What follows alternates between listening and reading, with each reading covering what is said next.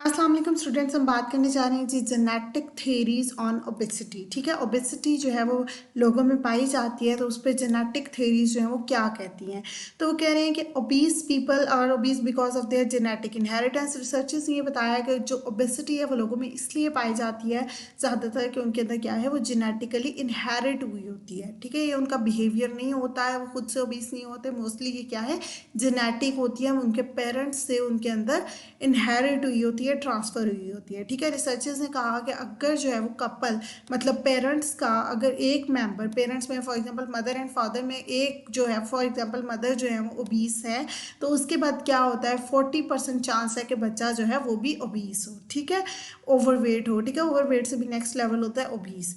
तो ये हमारे पास है कि अगर एक मेंबर कपल में, जो पेरेंट्स में अगर एक मेंबर ओबीस है, तो फिर चाइल्ड में चांस होगा 40% चांस है कि बच्चे भी ओबीस हो। ठीक है, और अगर दोनों मेंबर्स ही ओबीस हैं, पेरेंट्स मदर एंड फादर दोनों ओबीस हैं, तो उसके बाद जो है वो चाइल्ड जो है वो 80% चांस है कि बच्चा जो है वो भी ओबीस होगा।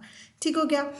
The chance that a couple who are बहुत थिन, अच्छा जो दोनों पेरेंट्स थिन है, मतलब वो दोनों के अंदर कोई ओबिसिटी लेवल नहीं है, मतलब वो ओबीस नहीं है, थिन है, तो उसके बाद 7% चांस है कि जो है वो ओबीस हो उनका चाइल्ड। मतलब बहुत रेयर चांस है कि फिर उनके बच्चे भी मोटे हो। ठीक है, क्योंकि वो खुद दोनों पेरेंट्स पतले हैं। सही हो गया, because both of the parents, क्योंकि अच्छा जी एक और बात है, वो कह रहे हैं कि सेम इन्वायरमेंट होता है सबका, लेकिन जो है वो इन्वायरमेंट से ज़्यादा क्या चीज़ कंट्रीब्यूट करी है, जेनेटिक कॉन्स्टिट्यूशन कंट्रीब्यूट करता है। ठीक है, मतलब अब यहाँ पर ये वो वाली बात आ जाती है कि इसमें नर्चर इन्वॉल्व है या नेचर इन्वॉल्व है।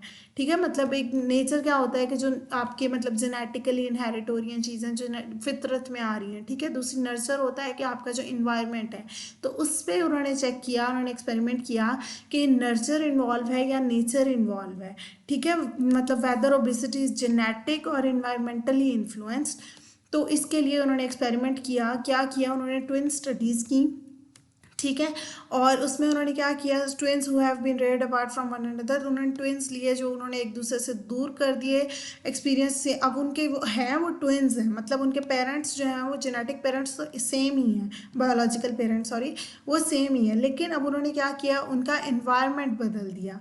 ठीक है, उनके एनवायरनमेंट को चेंज कर दिया, एक दूसरे से दूर कर दिया। उससे क्या हुआ कि जो आइडेंटिकल ट्विंस थे अपार्ट और more similar in weight than non identical twins, बेशक वो जो है वो who have been reared together, this suggest that there could be strong genetic component in determining obesity. अच्छा वो कह रही हैं कि बेशक उन्होंने उनको दूर कर दिया।